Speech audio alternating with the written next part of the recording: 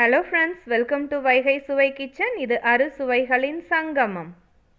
So இன்றைக்கி நம்ம 75th independence day celebrate பண்ணுற மாதிரி நம்ம மூவர்ண இடியாப்பம் பண்ண போகிறோம். வாங்க இந்த ரெசிபியை செஞ்சு பார்க்கலாம். கண்டிப்பாக உங்களுக்கும் பிடிக்கும். நீங்கள் நம்ம சேனலை சப்ஸ்கிரைப் பண்ணாமல் இருந்தீங்கன்னா மறக்காமல் சப்ஸ்கிரைப் பண்ணுங்கள்.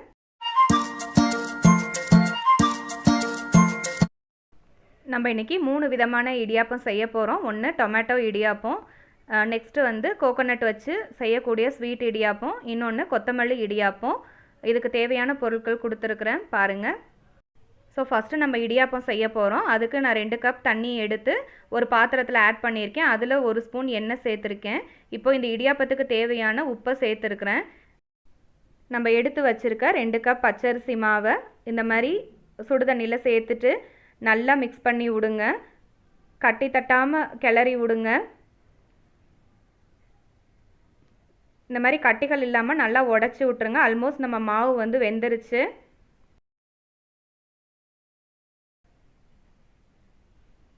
ஸோ அப்படி கையில் தொட்டு பார்த்தீங்கன்னா உங்களுக்கு கையில் ஒட்டவே ஒட்டாது.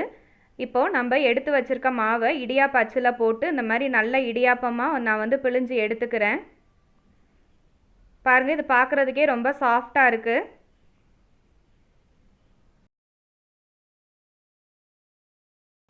இந்த மாதிரி இடியாப்பத்தை பிழிஞ்சு எடுத்துக்கலாம். இப்போ நம்ம பிழிஞ்ச இடியாப்பத்தை ஒரு இட்லி பேன் இல்லைன்னா இந்த மாதிரி ஒரு பாத்திரத்தில் வச்சு நம்ம வேக வச்சு எடுக்க போகிறோம்.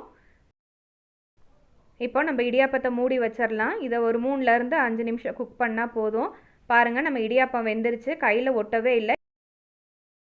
ஸோ இப்போ நம்ம தக்காளி இடியாப்பம் எப்படி பண்ணலான்னு பார்க்கலாம். நான் இங்கே 2 தக்காளி எடுத்து அதை நல்லா பொடிசாக அறுத்து வச்சுருக்கேன். அதை அந்த மாதிரி மிக்ஸி ஜாரில் போட்டு இந்த மாதிரி நல்லா பியூரியாக அரைச்சி வச்சுருக்கேன். இப்போ கடாயை அடுப்பில் வச்சு அதுக்கு தேவையான எண்ணெய் 2 டேபிள் ஸ்பூன் எண்ணெய் ஊற்றிருக்கேன். இந்த எண்ணெய் லைட்டாக சூடானதும் 1 டீஸ்பூன் வெறும் மிளகாய் பொடியை வந்து ஆட் பண்ணியிருக்கேன். இந்த மிளகாய் பொடி நல்லா பொரிஞ்சு வரும்போது நம்ம தக்காளி ஆட் பண்ணிக்கலாம். பாருங்கள், இந்த மாதிரி தக்காளி பேஸ்ட்டை ஆட் பண்ணிடுறோம். இதை நல்லா இப்போ கிண்டி விடுறோம். பாருங்கள், இது ரொம்ப கலர் நல்லா பியூட்டிஃபுல்லாக இருக்கும். இந்த மாதிரி உப்பு போட்டுக்கலாம். இப்போ உப்பு போட்டு நல்லா இந்த மாதிரி மிக்ஸ் பண்ணி விட்டுருக்குங்க. நான் இங்கே வெந்த இடியாப்பத்தை இந்த மாதிரி உதிர்த்து வச்சுருக்கேன். பாருங்கள், இப்போ இது நல்லா கொதிச்சிருச்சு, எண்ணெய் நல்லா பிரிஞ்சு வருது. இந்த சமயத்தில் நான் உதிர்த்து வச்சுருக்க இடியாப்பத்தை வந்து சேர்க்குறேன். இந்த மாதிரி இடியாப்பத்தை போட்டதுக்கப்புறம் இந்த மாதிரி நல்லா மிக்ஸ் பண்ணி விடுங்க. நம்ம ஆட் பண்ணியிருக்கிற தக்காளி எல்லாம் இந்த இடியாப்பத்தோடு நல்லா மிக்ஸ் பண்ணி இது ஒரு மாதிரி நல்லா ரெட்டிஷ் ஆரஞ்சு கலர் கொடுக்கும். இது சாப்பிட்றதுக்கு நல்லா டேஸ்ட்டாகவும் இருக்கும். இந்த மாதிரி ஒரு 2 நிமிஷம் நல்லா மிக்ஸ் பண்ணி விடுங்க ஹை ஃப்ளேமில் வச்சு. நம்ம இடியாப்பம் பார்த்தீங்கன்னா நல்லா உதிரி உதிரியாக வரும். இப்போ நம்ம தக்காளி இடியாப்பம் ரெடி ஆயிடுச்சு. இப்போ நம்ம பார்க்க போகிறது கொத்தமல்லி இடியாப்பம். கடாயை அடுப்பில் வச்சு நான் எண்ணெய் ஊற்றி 1 வெங்காயத்தை நல்லா கட் பண்ணி வச்சுருக்கேன். அதை ஆட் பண்ணிவிட்டு அது கூட 1 பச்சை மிளகாய் நறுக்கி வச்சதையும் சேர்த்து இந்த மாதிரி நல்லா வதக்கி விடுறேன். கொஞ்சமாக புளி சேர்த்துருக்கேன். இந்த மாதிரி நல்லா மிக்ஸ் பண்ணி விடுங்க. ஒரு 3லேருந்து 4 பல் பூண்டை வந்து சேர்த்துருங்க. இப்போ நம்ம எடுத்து வச்சுருக்க கொத்தமல்லி 1 கப்பு அதையும் சேர்த்து நல்லா வதக்கி விடுங்க. பாருங்கள், நம்ம கொத்தமல்லி நல்லா வதங்கிருச்சு.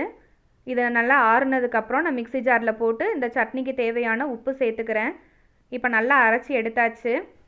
கடாயை அடுப்பில் வச்சு 2 டேபிள் ஸ்பூன் எண்ணெய் ஊற்றுறேன். இப்போ நம்ம அரைச்சி வச்சுருக்க சட்னியை இதில் ஊற்றிடலாம். இந்த சட்னி நல்லா பச்சை வாசனை போய் உங்களுக்கு நல்லா எண்ணெய் பிரிஞ்சு வரும். அது வரைக்கும் இந்த மாதிரி கிண்டி விட்டுட்டே இருங்க. இது உங்களுக்கு காரத்துக்கு ஏற்ற மாதிரி நீங்கள் மிளகாய் போட்டுக்கோங்க.